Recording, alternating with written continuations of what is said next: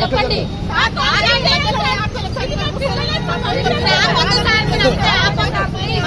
చెప్పుకుంటా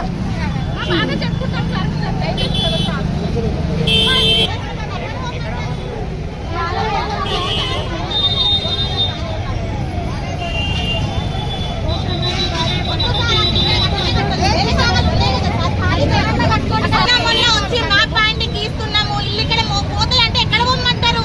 నాకైతే భర్త కూడా లేడు సార్. 10-15 ఏళ్ల నుండి నేను చిన్న పిల్లలు పట్టుకొని నేను పోషిస్తున్నా. ఇప్పుడు పోమంటే ఎక్కడ పోమంటారు సార్? మాకు అసలు ఇక్కడ కట్టేది వేరే దగ్గర పోయి కట్టుకోమని చెప్పండి.